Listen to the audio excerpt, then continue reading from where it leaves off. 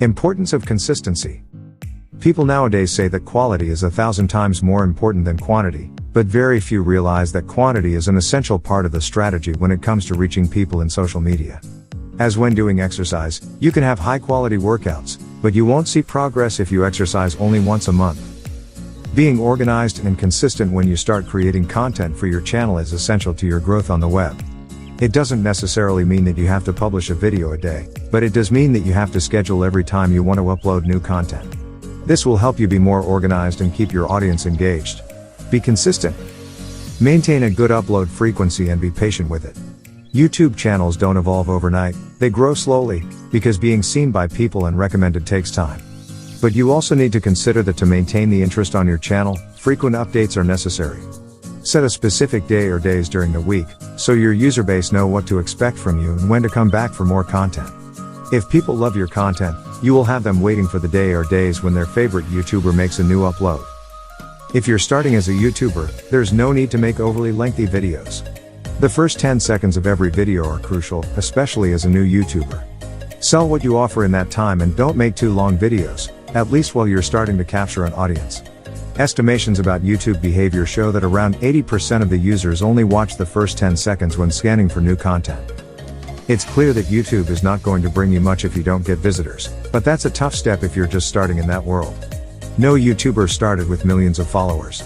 On the contrary, the process required a lot of perseverance and love for what they do. Be organized. Keeping a well-planned content calendar will help you keep publishing content regularly, and if you've chosen a topic you like, you can take a notebook with you or write down in your smartphone notes the ideas you come up with. Writing down everything will ensure that no idea is left out. If you are thriving on ideas and you're ahead on production, you can always schedule your uploads to go public on a set date and time. Take care of the space where you make your videos. Maintaining a space designed for your videos will help you to give them a particular aesthetic to the videos you make.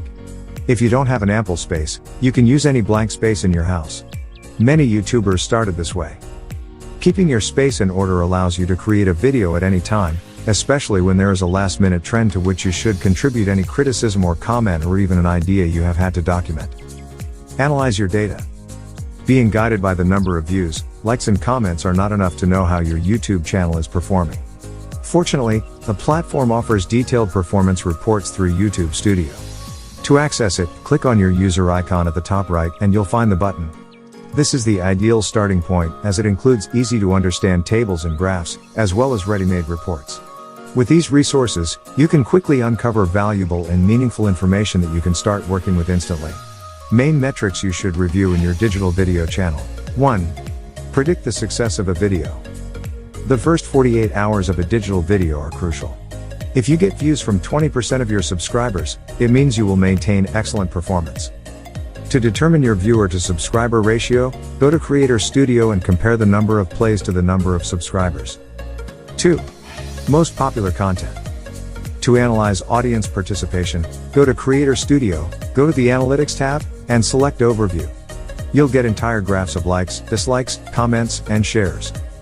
You can also review the performance of individual videos and identify which ones generate the most actions.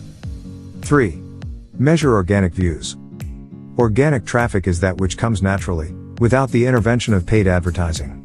It is essential to know the number of natural views to determine how well the YouTube algorithm works for your channel and whether your videos appear in the search results.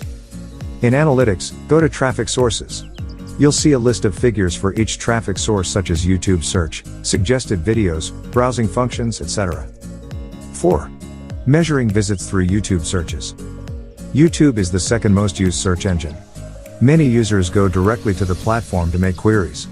This metric is important, especially when your channel is new and little known, since the search engine is practically the only way to get visits, so it is vital to optimize the SEO of your videos. Check out this metric in Traffic Sources. 5. Viewing time. This metric is critical to identify whether you're engaging the audience with your content, or not. There may be videos with many views where users only stay for the first few minutes and then leave.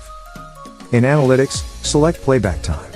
In the graph, you can see the average viewing time your audience spends on your videos, and in the list below the time breakdown for each of them. If you click on any of them, you will see its graph. 6. Retention. Retention is the metric that helps you determine how relevant your channel and videos are to the audience. With this, you will know the average length of stay of users within your channel and the key points of each video where you achieved higher audience retention. If the user went back to watch a scene again, it would show higher retention at that point. 7. Most recommended videos. Within traffic sources, you can see the number of times your videos appear as recommended. This is a great way to increase your channel's popularity, especially if your video appears as a suggestion after a popular one. Check to see which of your videos appear most frequently as recommendations. As you can see, having a large number of subscribers is not enough if you discover that they are not watching your videos, and you have not captivated them with the content. A detailed audit can identify patterns of what works best and optimize your channel. Contacting brands. YouTube video platform currently has nearly 1.5 billion users per month. Roughly 90 countries have users on YouTube, who consume an average of 1 billion hours a day of content. Every minute, about 400 hours of content are uploaded to YouTube. These data indicate that video consumption has been increasing among internet users. Besides, YouTube is the place where you can find all kinds of content in video format. Therefore, everything indicates that today YouTube is a valuable tool in any digital marketing strategy. That's why the most prominent brands have their channels where, in addition to creating highly creative content, they form strategic alliances with the most notable YouTube influencers. What action is right for you? There are different tactics that you can implement with third parties, which will depend on the focus of the negotiation. Therefore, you must know some of the different types of strategies you can apply to work together with brands. A. Marketing to the brand. It is the previous step to formalize the relationship with a brand and includes all actions that are made to contact you and discuss the great proposal to establish a partnership. It consists of showing the brand why they should partner with you. You must know very well the market in which your potential allies locate to understand how to generate value in your proposal. Likewise, it is advisable to include calls to action (CTA) after all the presentation of benefits to make them schedule a meeting or pass you a counterproposal. Many times, it is also useful to include a PDF document with some previous actions you have done with other brands or even your channel statistics. It should be like a resume, but in this case, you should continuously update it. B. Marketing with the brand. Once the alliance is created, we move on to the making of videos, of course, raising all the ideas that may exist so that, in this case, the value of the brand gets highlighted. Choosing a template that both shares through social networks is good practice, so they will be aligned as brands and seek to generate impact from both communities. C. Marketing through the brand. Within this category is affiliate marketing, where your role as an influencer is to serve as a bridge to publicize the product or brand. It is also usually the case where the product is offered with some special discount to the community with a specific code. This way, the brand can know how many people you have genuinely reached. D. Marketing for the brand. This is the modality in which one party uses its positioning and engagement to attract quality audiences, while the other party is in charge of the follow-up. This strategy is applied to then work towards the conversion of those with the best profile to become users of the brand. Sharing the moment of growth with strategic allies can be greatly beneficial, as long as you know how to do it without being in a position to lose within that symbiosis generated by working with others, preparing the ground for a great conquest. More and more companies are starting to reap the benefits of doing business with others, so can you. Dare to create your winning alliances. Below you will find a series of criteria that you should be clear about before going down this new path. 1. Define your objectives. You can't start looking for allies if you don't know what you need them for.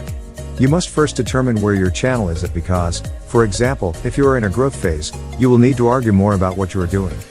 Keep in mind that when establishing a new alliance, if your ally is more consolidated in the market, you may give more in the relationship. This does not mean you will lose, but rather that you will be targeting a market that probably does not know the type of service you are offering. Therefore, knowing what your objectives are will give you a guideline to understand what kind of alliances you might need, which markets to target and what actions with third parties might attract new customers. 2. Keep the points clear. As in any relationship, conditions need to be clear from the outset. Each stakeholder must know what the expectations regarding them are and what they have to give in return. This helps to maintain harmony and allows you to work more comfortably while building that trust that often grows stronger over time. 3. Similar targets. Sharing a common audience to an extent is necessary for interested parties because this will complement the offer of both, and the actions will provide positive results for all interested parties. A common mistake when starting is to work together with other brands just because those who manage them are trustworthy people, even though each company's market is different. This situation is often short-lived. The losses are directly proportional to the futility of efforts to stimulate future revenue due to a lack of consistency in your channel's value proposition. If you want brands to take an interest in you, you must create content that is worth sharing, and that also sparks interest in new audiences. After all, the main objective of brands is to achieve exposure and reach through your channel.